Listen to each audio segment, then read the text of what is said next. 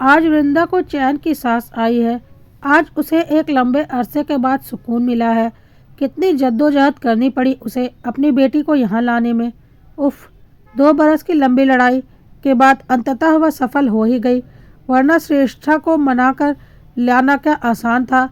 आज 2 बरस के बाद वो चैन से सोएगी, चैन से खाएगी। एकाएक उसे भूख लगने लगी। उसे लगा जैसे एक लंबे समय के बाद आज सचमुच में उसे भूख लगी है। आज वह अपनी पसंद का खाना बनवाएगी, आराम से खाएगी और फिर चैन की नींद तान कर सो जाएगी। पर श्रेष्ठा की तो भूख जैसे मर ही गई थी। सब कुछ इतना अजीब, अपरिचित और अटपटा सा लग रहा था, मानो किसी पराये घर में आ गई हो वह। कोई भी चीज़ तो परिचित नहीं लग रही थी, लगती भी कैसे। आंखें बार बार भीग जाती थी। माँ को इसका आभास ना हो, इसलिए आंसुओं को उसने टपकने नहीं दिया। कोरों पर ही पोंछ डाला और अपने कमरे में चली गई। अंजलि की आवाज़ भी उसे अच्छी नहीं लग रही थी, इसलिए सविता को उसे थमा एकांत में अपने पलंग पर लेट गई। वह सोच रही थी कितनी बेबस और निरीह हो गई थी वो माँ की दलीलों के सामने। कुछ भी तो नहीं कह पाई, बस मथती रही अपने आप को। पर हासिल क्या हुआ? यह जुदाई, यह पराया सा लगने वाला घर, यह घुटन, यह सिसकी जिसे वह निरंतर दबाने का प्रयास कर रही है, पर कहाँ दबा पाई। फूट ही पड़ी। आंखों से धारा बनकर आंसू बह निकले, अविरल अविराम। तभी माँ का स्वर सुनाई दिया, श्रेष्ठा खाना खा लो। नहीं, उसका मन नहीं कर रहा खाना खाने को। वो रोना चाहती है अपनी बेबसी पर। तभी माँ का हाथ स्पर्श महसूस किया उसने अपने सिर पर। उन्हीं के स्वर थे, भूल जाओ उसे। ऐसे पति के साथ रहने से तो अकेले रहना ज़्यादा अच्छा।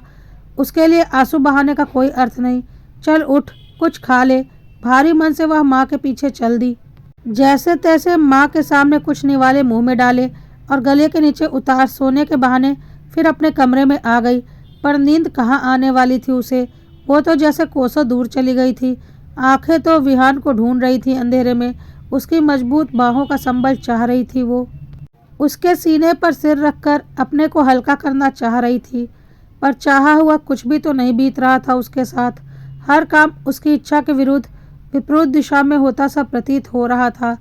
तुमने ऐसा क्यों किया माँ? वो बुदबुदाई। माँ तो बच्चों का भला ही चाहेगी, बुरा कैसे चाह सकती है? फिर क्या मुझसे ही विहान को समझने में गलती हुई है? माँ जो देख रही है वो क्या मैं नहीं देख पा रही हूँ? माँ जो समझा रही है मेरे गले क्यों नहीं उतरता? मैं क्यों उन गलतियों को नहीं देख पा रही हूँ जो माँ विहान में देख रही है? विहान से मैंने प्यार किया है माँ। अगर मैं उन भूलों को नज़रअंदाज कर दूँ तो क्या बुरा है? अगर उन भूलों को अनदेखा कर मेरा परिवार, मेरी गृहस्थी अच्छी तरह से चल रही है तो मुझे उन्हें भूल जाना चाहिए। और फिर क्या मैं पूर्ण हूँ? मुझ में क्या कोई कमी नहीं है? मेरी हर बात विहान को पसंद हो यह ज़रूरी तो नहीं। कुछ मेरी बातें उन्हें भी नापसंद होंगी, पर उन्होंने तो कभी कोई शिकायत नहीं की। क्या इतनी सी बात के लिए तलाक ले लिया जाता है? यह सब बातें वह माँ से अलग कमरे में कई बार कह चुकी है। ऐसा नहीं है कि माँ को मनाने या समझाने की उसने कोशिश नहीं की, पर माँ की दलीलों के आगे वह अनुत्तरित होकर रह गई। वह शुरू से ही माँ के नियंत्रण और सानिध्य में रही है। माँ के सामने वह बचपन में भी नहीं बोल पाती थी, तब भी नहीं जब वो पिताजी से अलग हुई थी। हालांकि वह जानती थी कि गलती माँ की थी। माँ शुरू से ही काफ़ी डोमिनेटिंग थी। पिताजी अक्सर चुप ही रहा करते थे। घर में हर काम माँ की इच्छा से होता था। घर की साज सजावट, मेहमानों का आना, खाना पीना, बाग बगीचा, हर चीज़ में माँ की पसंद स्पष्ट झलकती थी। घर में किसी और का दखल उन्हें गवारा नहीं था, अपने बच्चों का भी नहीं। उनकी पसंद नापसंद का माँ ने कभी कोई सम्मान नहीं किया।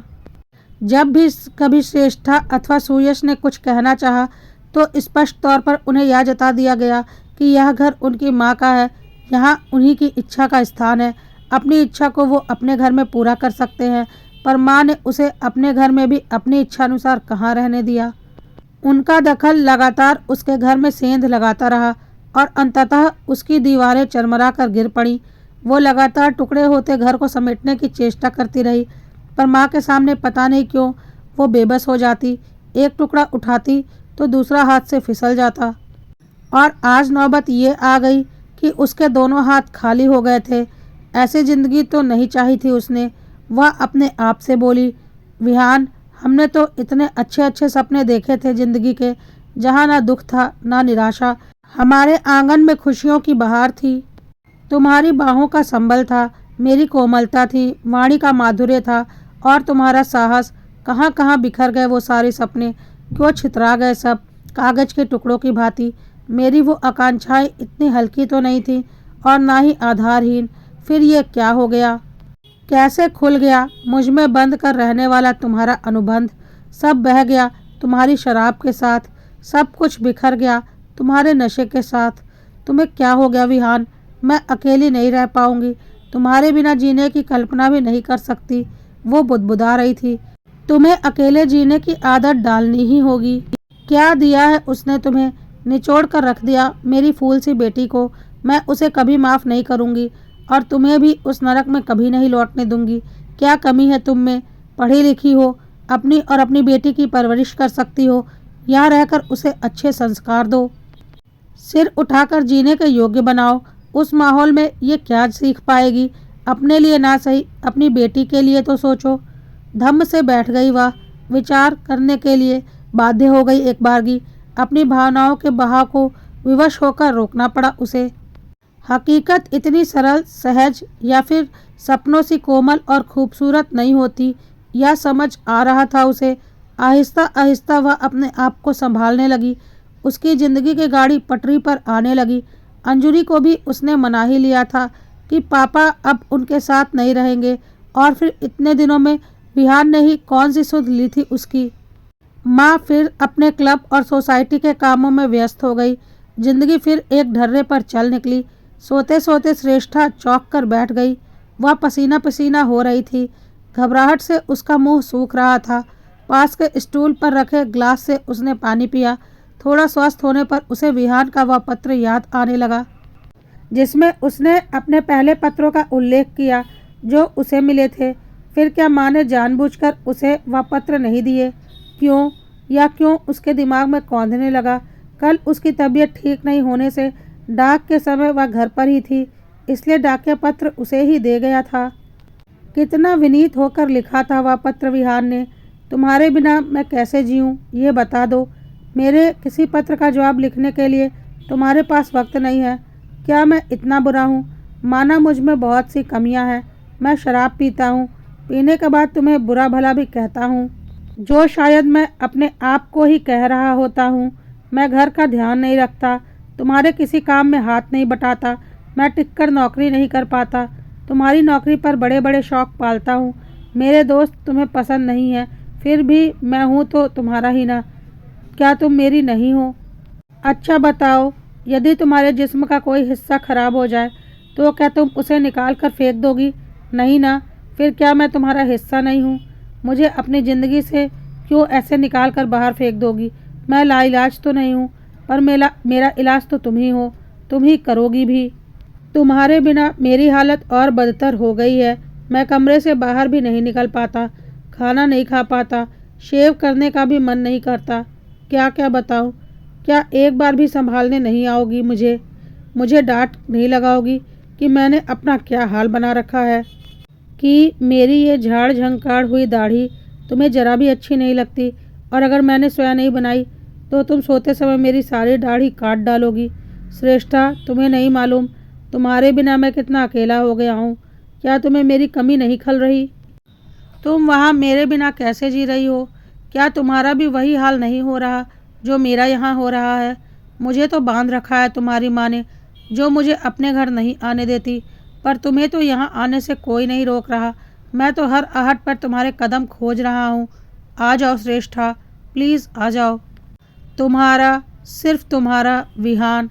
श्रेष्ठा को फिर नींद नहीं आई। उसने घड़ी देखी, सुबह के 3 बज रहे थे। माँ, मैं विहान के बिना नहीं रह सकती। मैं सोच रही हूँ कि मैंने निर्णय लेने में या तो ज़्यादा ही उतावली कर दी या फिर अपने नहीं तुम्हारे दिमाग से काम लिया। मैं जब से यहाँ आई हूँ तुम्हारे चेहरे पर विचलित कर देने वाला एक सुकून देख रही हूँ। तुम कभी पापा से नहीं निभा पाई और उसका दंड भी हमने भोगा। तुम्हारी जिद के आगे हमारा पापा से संपर्क तक टूट गया, जिसकी कमी मैं आज तक अपने जीवन में महसूस कर रही हूँ। मैं अंजुरी को वही दंड नहीं भोगने देना चाहती। वो जैसे भी हैं उसके पिता हैं। अंजलि से बढ़कर उनके लिए कोई और तो नहीं हो सकता। तुम्हारे भैया भाभी से भी कभी नहीं बनी। तुम्हारे खोखले अहम के कारण वो भी तुम्हें छोड़कर देहरादून में बस गए। कम से कम दोनों खुश तो हैं। ये मेरी बदनसीबी है कि मैं तुम्हारे ही शहर में बस गई और तुम्हारे इस्तेमाल की चीज़ बनकर रह गई। तुम्हें मेरी ज़रूरत है। तुम्हारा बुढ़ापा मुझे चाह रहा है। मेरी सेवा और नौकरी दोनों की आवश्यकता है तुम्हें। तुम अपने आप से इतनी बंधी हुई हो माँ कि अपनी स्वार्थ सिद्धि के लिए तुमने अपनी ही बेटी का घर उजाड़ दिया। पर मैं अपनी इस गलती को सुधारूंगी। सुबह का भूला अगर शाम को घर आ जाए तो वह भूला नहीं कहलाता। तलाक के बाद हम दोनों के साथ रहने को तुम जो नाम देना चाहो दो। हम पति पत्नी थे, हम पति पत्नी ही रहेंगे।